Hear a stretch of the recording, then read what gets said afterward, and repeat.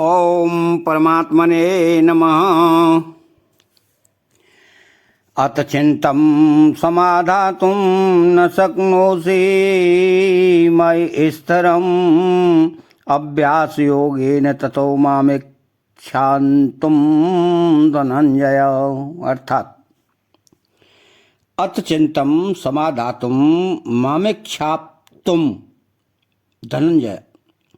यहाँ चित्तम पद का अर्थ मन है, परंतु इस श्लोक का पीछे के श्लोक में वर्णित साधन से संबंध है, इसलिए चित्तम पद से यहाँ मन और बुद्धि दोनों ही लेना चाहिए। युक्ति संगत भगवान अर्जुन से कहते हैं कि अगर तू मन बुद्धि को मेरे में अचल भाव से स्थापित करने में अर्थात मेरे अर्पण करने में अपने को असमर्थ मानता है तो अभ्यास योग के द्वारा मेरे को प्राप्त करने की इच्छा कर। अभ्यास और अभ्यास योग पृथक पृथक हैं। किसी लक्ष्य पर चित्त को बार बार लगाने का नाम अभ्यास है और समता का नाम योग है। समता रखते हुए अभ्यास करना ही अभ्यास योग कहलाता है। केवल भगवत प्राप्ति के उद्देश्य से किया गया भजन, नाम जप आदि अभ्यास योग है। अभ्यास के साथ योग का संयोग न होने से साधक का उद्देश्य संसार ही रहेगा। संसार का उद्देश्य होने पर स्त्री पुरुष, धन संपत्ति, मान बढ़ाई, निरोगता, अनुकूलता आदि की अनेक कामनाएं उत्पन्न होंगी। कामना वाले पुरुष की क्रियाओं के उद्देश्य भी कभी पुत्र, कभी धन, कभी मान, कभी बढ़ाई आदि भिन्न भिन्न होंगे। इसलिए ऐसे पुरुष की क्रिया में योग नहीं होगा। योग तभी होगा जब क्रिया मात्र का उद्देश्य ध्येय केवल परमात्मा ही हो। साधक जब भगवत प्राप्ति का उद्देश्य रखकर बार बार नाम जप आदि करने की चेष्टा करता है तब उसके मन में दूसरे अनेक संकल्प भी पैदा होते रहते हैं। अतः साधक को मेरा ध्येय भगवत प्राप्ति ही है, इस प्रकार की दृढ़ धारणा करके अन्य सब संकल्पों से उपराम हो जाना चाहिए।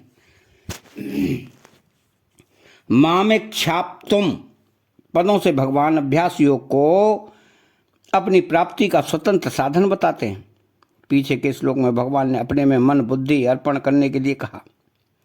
अब इस श्लोक में अभ्यास योग के लिए कहते हैं। इससे यह धारणा हो सकती है कि अभ्यास योग भगवान में मन बुद्धि अर्पण करने का साधन है। अतः पहले अभ्यास के द्वारा मन बुद्धि भगवान के अर्पण होंगे, फिर भगवान की प्राप्ति होगी। परंतु मन बुद्धि को अर्पण करने से भी भगवत प्राप्ति होती हो ऐसा नियम नहीं है। तो भगवान के कथन का तात्पर्य यह है कि यदि उद्देश्य भगवत प्राप्ति ही हो अर्थात उद्देश्य के साथ साधक की पूर्ण एकता हो तो केवल अभ्यास से ही उसे भगवत प्राप्ति हो जाएगी। तो जब साधक भगवत प्राप्ति के उद्देश्य से बार बार नाम जप भजन कीर्तन श्रवण आदि का अभ्यास करता है तब उसका अंतःकरण शुद्ध होने लगता है और भगवत प्राप्ति की इच्छा जागृत हो जाती है। तो सांसारिक सिद्धि असिद्धि में सम होने पर भगवत प्राप्ति की इच्छा तीव्र हो जाती है। भगवत प्राप्ति की तीव्र इच्छा होने पर भगवान से मिलने के लिए व्याकुलता पैदा हो जाती है। यह व्याकुलता उसकी अवशिष्ट सांसारिक आसक्ति एवं अनंत जन्मों के पापों को जला डालती है।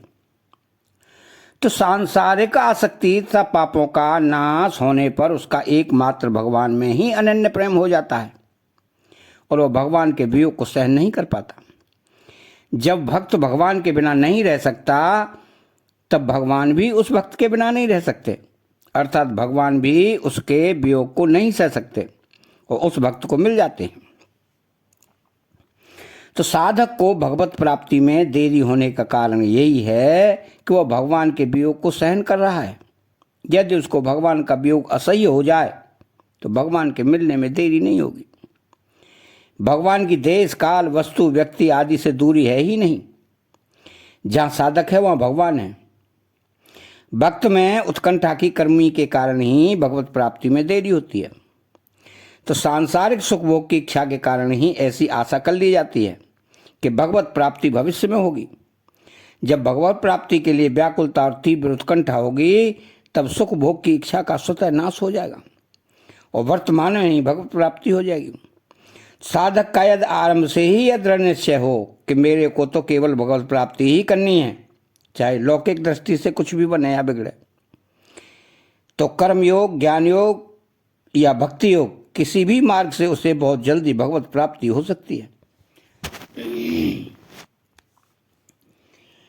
तो केवल अभ्यास की बात आई थी, परंतु यहाँ अभ्यास योग की बात आई है, जिससे कल्याण हो जाता है।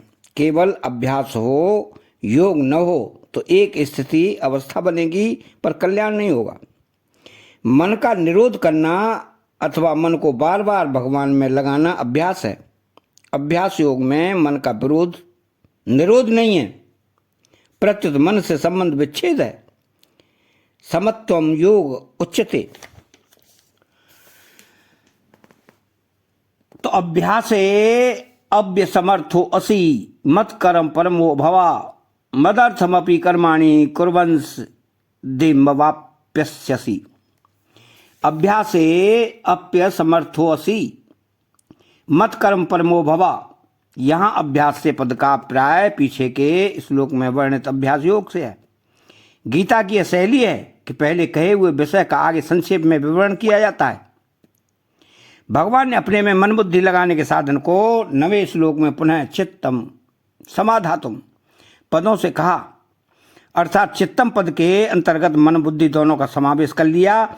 इसी प्रकार अभ्यास योग के लिए यहाँ अभ्यासे पद आया है।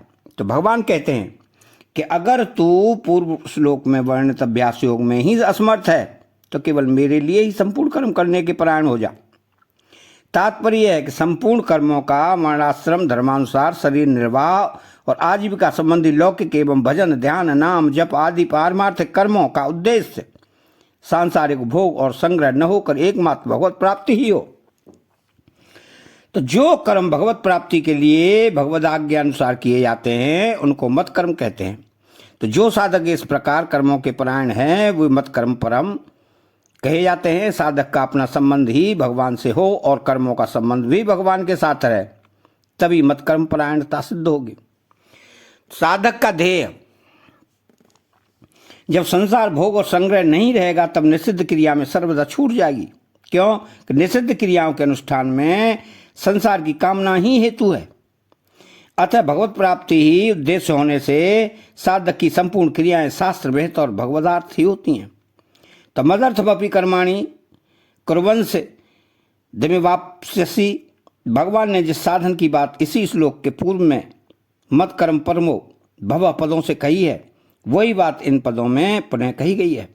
भाव यह है कि केवल परमात्मा का उद्देश्य होने से उस साधक की और उस स्थिति हो ही कैसे सकती है। तो जिस प्रकार भगवान ने मन बुद्धि अपने में अर्पण करने के साधन को था अभ्यास योग के साधन को अपनी प्राप्ति का स्वतंत्र साधन बताया, उसी प्रकार यहाँ भगवान मत कर्म परमो भवा केवल मेरे लिए कर्म करने के परायण हो इस साधन को भी अपनी प्राप्ति का स्वतंत्र साधन बता रहे हैं। जैसे धन प्राप्ति के लिए व्यापार आदि कर्म करने वाले मनुष्य को ज्यों ज्यों धन प्राप्त होता है त्यों त्यों उसके मन में धन का लोभ और कर्म करने का उत्साह बढ़ता है, ऐसे ही साधक जब भगवान के लिए ही कर्म करता है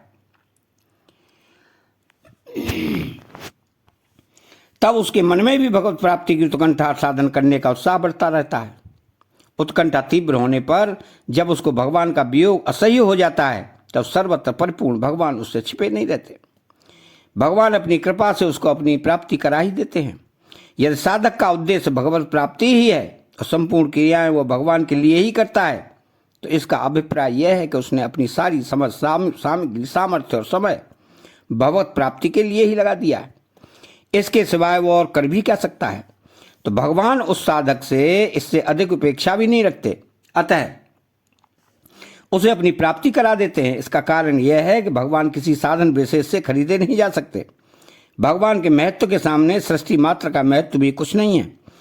फिर एक व्यक्ति के द्वारा अर्पित सीमित सामग्री और साधन से उनका मूल्य चुकाया ही कैसे जा सकता है। अतः अपनी प्राप्ति के लिए भगवान साधक से इतनी ही उपेक्षा रखते हैं कि वो अपनी पूर्ण योग्यता, सामर्थ्य आदि को मेरी प्राप्ति में लगा दे, अर्थात अपने पास बचाकर कुछ न रखे और इन योग्यता, सामर्थ्य आदि को अपना ही समझे। अतः चैनल को सब्सक्राइब करें, बेल आइकन घंटी को दबाएं और कमेंट बॉक्स में जय श्री कृष्णा लिखें। बोलो जय श्री कृष्णा।